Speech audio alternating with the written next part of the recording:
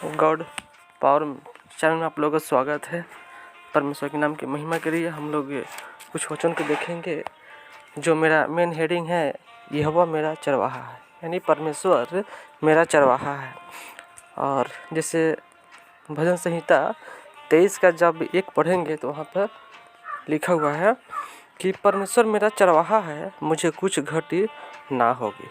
परमेश्वर मेरा चरवाहा है, मुझे कुछ घटी ना होगी। हम उसी वचन के बारे में कुछ देखेंगे कि सच में परमेश्वर मुझे कैसे चराते हैं। और हम देखते हैं कि एक जो है ना, जो भोजन की ज़रूरत होता है, माने आत्मिक और शारीरिक दोनों भोजनों की आवश्यकता पड़ता है। तो हम लोग निकालेंगे उस वचन को, देखते हैं प्रूफ कैसे होता है, वो परमेश्वर कैसे लोग चढ़ाते हैं। मरकुस रचित सुसमाचार उसका 6 अध्याय और उसका 33 से लेकर हम लोग 44 तक देखेंगे। मरकुस 6 अध्याय 33 से लेकर 44 तक। जैसे 33 में लिखा हुआ है, बहुतों ने उन्हें जाते देखकर पहचान लिया और सब नगरों से इकट्ठे होकर वहां पैदल दौड़े और उनसे पहले जा पहुँचे। यहाँ पे देखते हैं कि बहुतों ने, बहुत सारे लोग प्रभु यीशु मसीह को जाते देखकर पहचान लिया और सब नगरों से क्या हो गए, इकट्ठा होकर वहाँ पैदल लोग दौड़े। हम देखते हैं कि प्रभु यीशु मसीह को देखने के लिए, उनके वचन को सुनने के लिए, उनसे मुलाकात करने के लिए लोग दौड़े और उनसे पहले जा पहुँचे। यानी प्रभु यीशु मसीह जहाँ पहुँचने वाले थे वहाँ पर ये लोग पहले ही पहुँच गए। इन लोग के अंदर में इतना बड़ा मैंने उनसे उनका वचन सुनने का जिज्ञासा था, इच्छा था। और देखते हैं 34 में, उसने उतर कर बड़ी भीड़ देखी। देखिए, प्रभु यीशु मसीह ने उतर कर बड़ी भीड़ देखी और उस भीड़ को देखकर प्रभु यीशु मसीह क्या करते हैं, और उन पर तरस खाया। देखिए, भीड़ को देखा और प्रभु यीशु मसीह तरस भी खाया, क्योंकि वे उन भेड़ों के समान थे जिनका कोई रखवाला ना हो, और वह उन्हें बहुत सी बातें सिखाने लगा। यानी स्वर्गीय बात बताना शुरू कर दिए। और लोग देखते हैं कि बहुत इच्छा से जो है ना, बहुत चाव से प्रभु यीशु मसीह का वचन को लोग सुन रहे हैं। जिस इतना वो बड़ा भीड़ था कि वो काउंटिंग नहीं किया जा सकता था। और देखते हैं 35 में कि जब दिन बहुत ढल गया तो उसके चेले उसके पास आकर कहने लगे, यह सुनसान जगह है और दिन बहुत ढल गया है। देखिए, उस बीच में से कोई लोग नहीं आ रहा है। प्रभु यीशु मसीह का खुद जो है ना चेला उनके पास आते हैं और कहते हैं कि दिन बहुत ढल गया है, यानी रात होने वाला है। तो उसके चेले उसके पास आकर कहने लगे, यह सुनसान जगह है और दिन बहुत ढल गया है। और 36 में लिखा है, उन्हें विदा करके चारों ओर के गांवों और बस्तियों में जाकर अपने लिए कुछ खाने को मोल ले। देखिए, उनके चेला बोल रहे हैं कि जो लोग आपके वचन को सुन रहे हैं उनके खाने के व्यवस्था यहाँ पर नहीं है, उनको विदा किया जाए ताकि वो अपने आजू बाजू गाँव में जाकर जो है ना क्या करे, भोजन अपने लिए खरीद कर ले और वो लोग खाए। देखिए, हम देखते हैं कि चेला को चिंता हो रहा है, लेकिन परमेश्वर को कोई चिंता नहीं है, क्योंकि परमेश्वर के पास सब कुछ है। सब कुछ जो है ना क्या है, परमेश्वर व्यवस्थित करके रखे हुए हैं।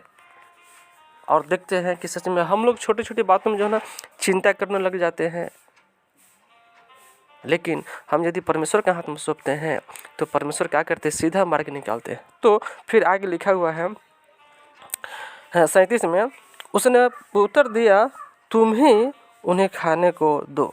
देखिए, प्रभु यीशु मसीह अपने चेला को बोल रहे हैं कि तुम ही उन्हें खाने को दो। ऐसा बात क्यों बोले? उन्होंने उसे कहा, क्या हम, अब देखिए चेला जवाब दे रहा है, क्या हम 100 दिनार की रोटियां मोल ले और उन्हें खिलाए? देखिए, माने उन लोगों के लिए 100 दिनार का रोटियां भी 100 दिनार कहे तो माने लमसम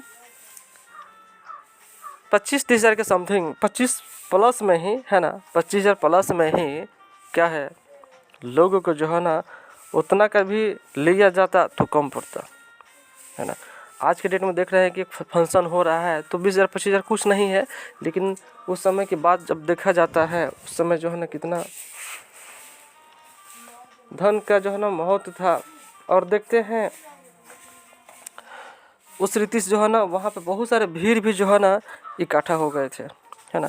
उसके बाद तो चेला बता रहे कि हम 100 दिनार की रोटियां मोल ले और उन्हें खिलाए, फिर भी क्या होगा, कम पड़ेगा। और उसके बाद फिर आगे लिखा 38 में, उसने उनसे कहा जाकर देखो तुम्हारे पास कितनी रोटियां हैं। उन्होंने मालूम करके कहा 5 और 2 मछली। देखिए, जिसके पास ये रोटी है, जिसके पास मछली है, उसको भूख नहीं लगा है, वो परमेश्वर के वचन को सुनकर जो है ना मगन है, आनंदित है, शांत है, और जो है ना उनको वचन सुनने की इच्छा होगा। लेकिन उनको भूख नहीं है, वो खाना भी नहीं खा रहे हैं, उनके पास जो कि खाना है। और देखते हैं कि 5 और 2 मछली एक बच्चा का भोजन होता है। और देखते हैं कि वो बच्चा अपना भोजन नहीं खा रहा है, परमेश्वर के वचन को सुने जा रहा है। लेकिन चेला आकर कहते हैं कि ये सुनसान जगह है, लोगों को विदा कर। और आगे फिर लिखा हुआ है, तब उसने उन्हें आज्ञा दी कि सबको हरी घास पर पांति पांति से बैठा दो। देखिए, अब प्रभु यीशु मसीह अपने चेला लोग को आज्ञा दे रहे हैं कि जितने लोग हैं उन लोग को जो है ना क्या करो, पांति पांति बैठा दो। और 40 में लिखा है, वे 100 और 50 करके पांति पांति बैठ गए। देखिए, 100 और 50 करके पांति पांति बैठ गए। और 41 में लिखा है, उसने उन 5 रोटियों और 2 मछलियों को लिया और स्वर्ग की ओर देखकर धन्यवाद किया और रोटियां तोड़ तोड़ कर चेलों को देता गया कि वे लोगों को परोसे, और वे 2 मछलियां भी उन सब में बांट दी जाए। देखिए प्रियो, अब यहाँ पर देखा जाता है प्रभु यीशु मसीह आदेश दे रहे हैं लोगों को जो है पांति पांति बैठा दो, और जो तुम्हारे पास रोटी है, मछली है, वो लाओ।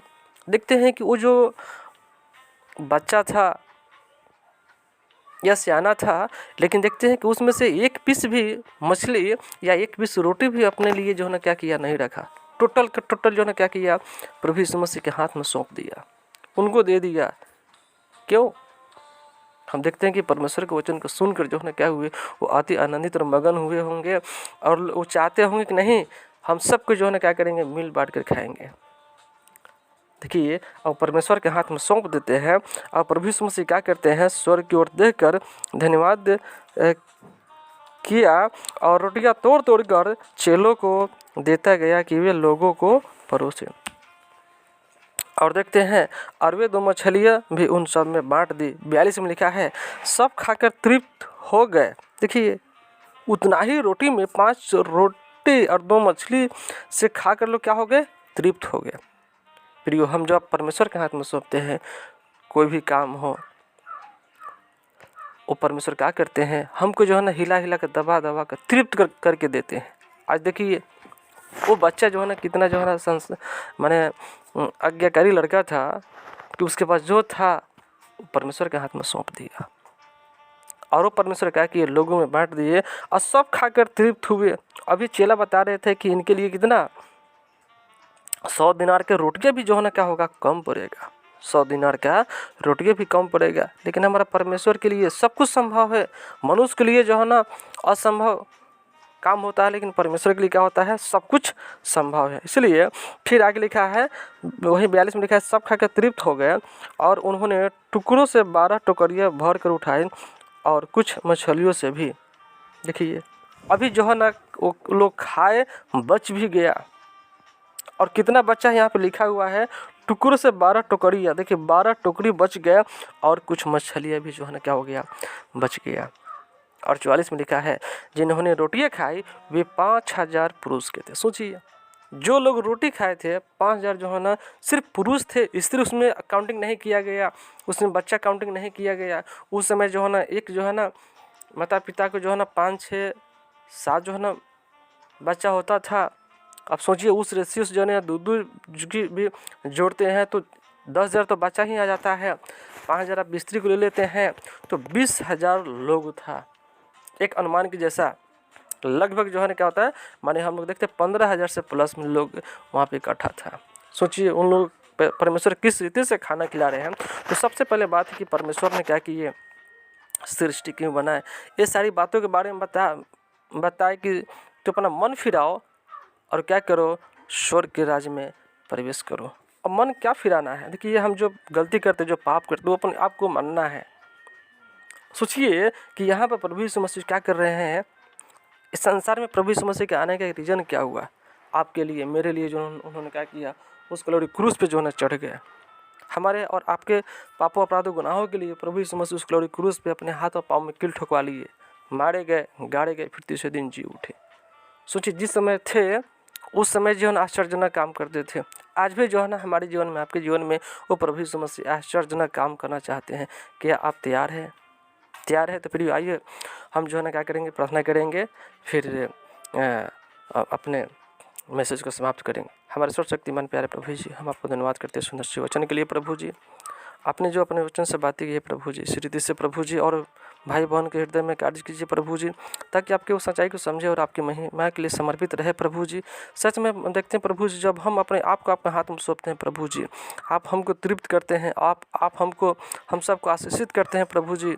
आप सहायता कीजिएगा प्रभु जी। जितने भाई बहन प्रभु जी जिस समस्या में होंगे प्रभु जी, आप समझने वाले, जो भी दुख संकट मुसीबत में होंगे प्रभु जी, उनकी प्रभु जी समस्या को दूर करना पिताजी, उनके लिए सीधा मार्ग निकालना प्रभु जी, उनको आशीष से परिपूर्ण करना प्रभु यीशु सहायता कीजिएगा, अनुग्रह कीजिएगा, दया कीजिए पिताजी, क्योंकि यहोवा मेरा चरवाहा है, परमेश्वर मेरा चरवाहा है। हम देखते हैं प्रभु जी आपने इन लोगों को आत्मिक रीति से भी चढ़ाया, आत्मिक रीति से भी तृप्त किया और शारीरिक रीति से भी आपने जो तृप्त किया, हम इसके लिए आपको धन्यवाद करते हैं प्रभु जी।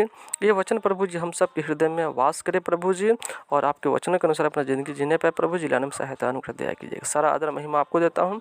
ये प्रार्थना विनती अपने उद्धारकर्ता प्यारे प्रभु यीशु मसीह के पवित्र नाम से मांगता हूँ, सुनिए और ग्रहण कीजिए स्वर्गीय पिताजी, आमीन।